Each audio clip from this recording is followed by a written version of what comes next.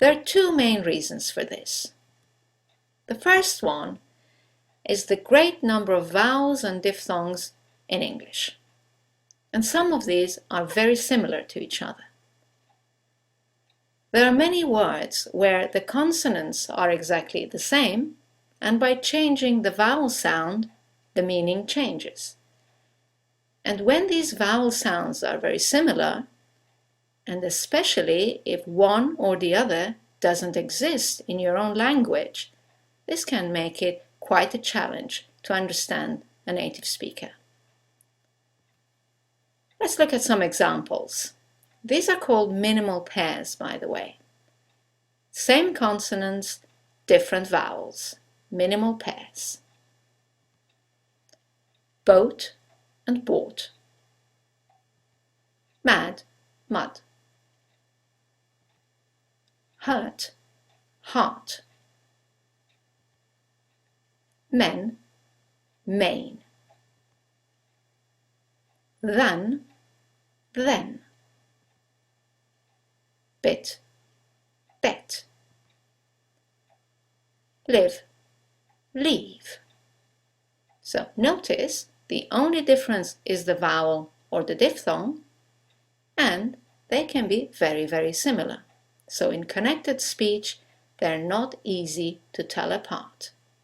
This is the first reason why listening to English native speakers can be challenging.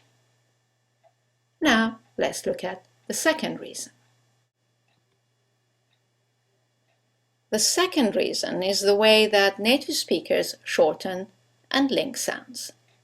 Let's give you a quick example. Look at this sentence. How is it going?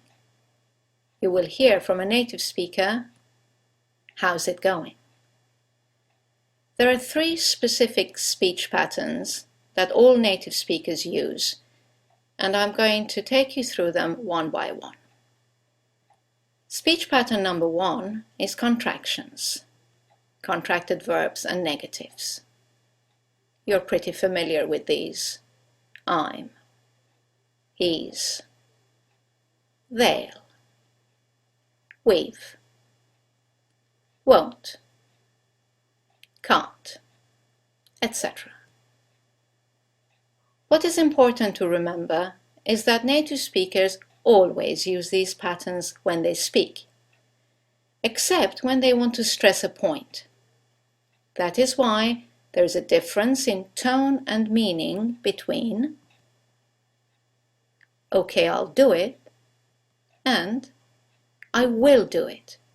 Nothing can stop me." When we use the contraction, there is no stress on the contracted form, there is no particular emotion.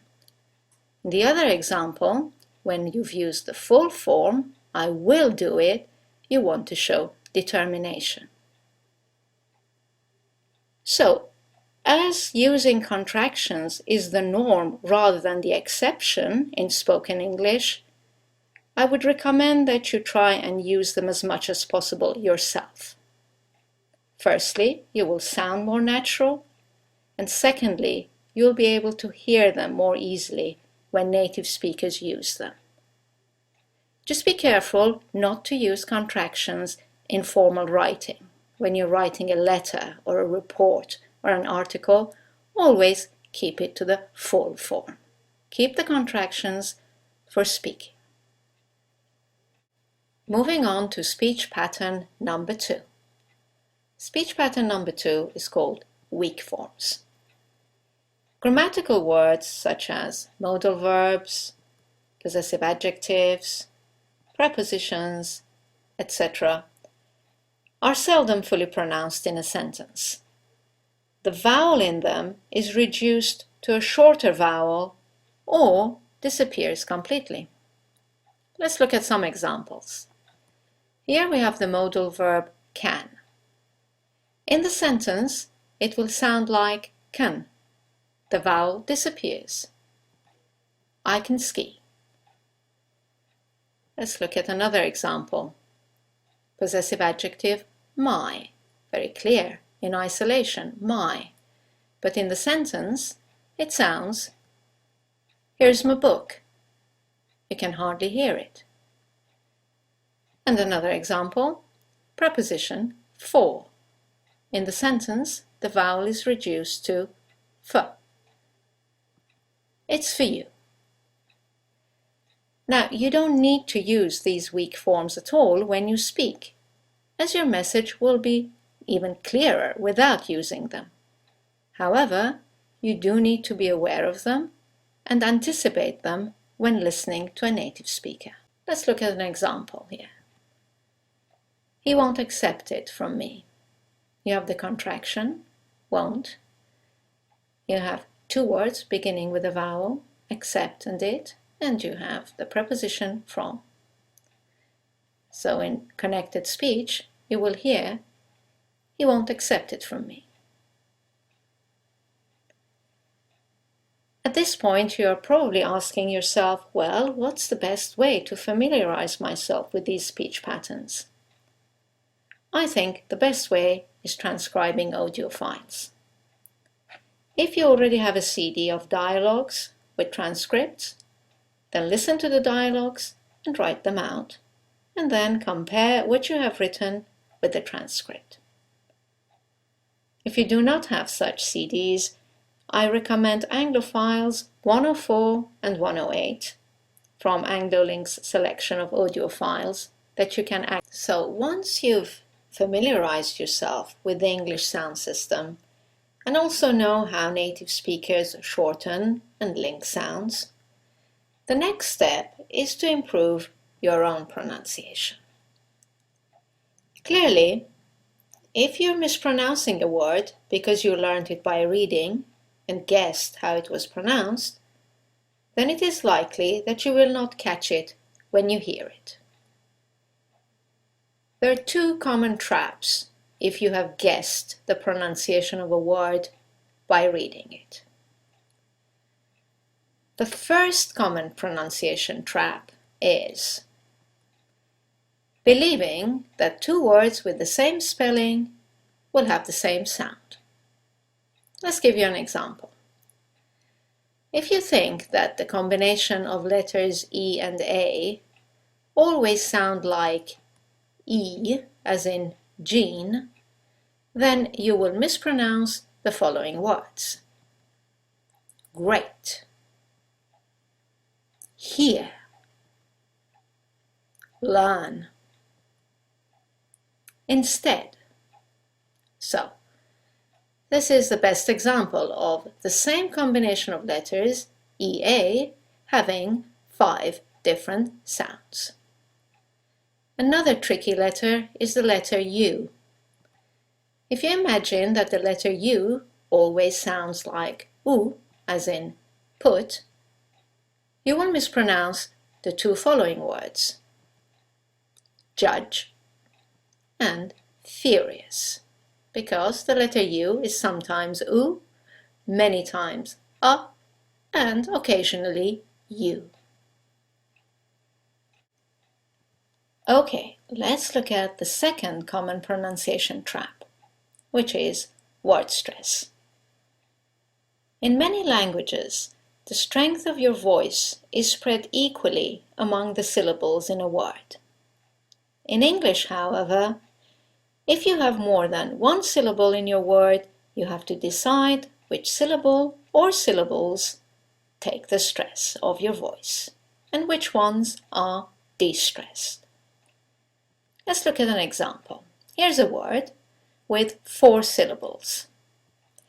Now, let's decide which syllable takes the stress. Is it the first one, development? Is it the second one, development? The third one, development? Or the last syllable, development? In this case, it's the second syllable, development. Now, you couldn't know that unless you have heard the word many, many times. Let's look at the second example. Let's look at these two words. They seem very similar in their spelling, so you would expect them to have the same rhythm, the same music, the same word stress. However, in the first one, it's the second syllable that's stressed, and in the second one is the first syllable, and that changes the pronunciation completely. The first word is propose, and the second word is purpose. So what is the conclusion of the examples we've looked at the pronunciation traps we've looked at? Well, the conclusion is that you have to avoid guessing how a word is pronounced. Always check the pronunciation of the words that you're learning. Either ask someone or use a talking dictionary. Talking dictionaries are now widely available on the internet, and you can listen to the word several times, and with some of them you can even record your own voice and compare your pronunciation with the model, which is an excellent exercise.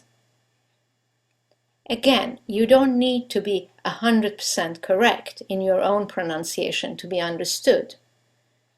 But if you have not heard the correct pronunciation of a word enough times, you risk not catching it when it is spoken by a native speaker in a stream of other words with phonetic links and weak forms surrounding it.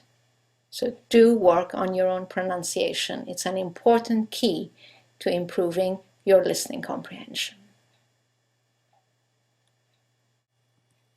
And finally, to the third key to improving your listening comprehension.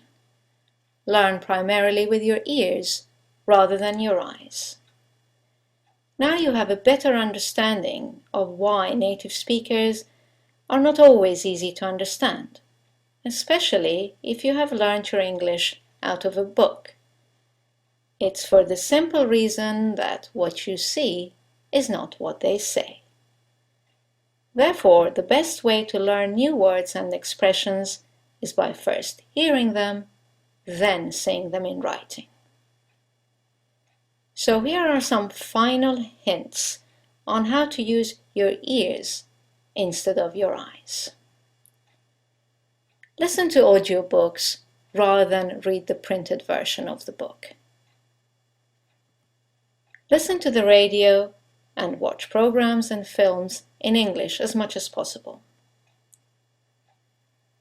Even if at first you understand very little, this is a great exercise to tune your ears into the sounds, rhythm, and the music of the language. You will be surprised how quickly you will start to hear and understand more and more. If you're using a course book, work more with the accompanying CD than the book itself.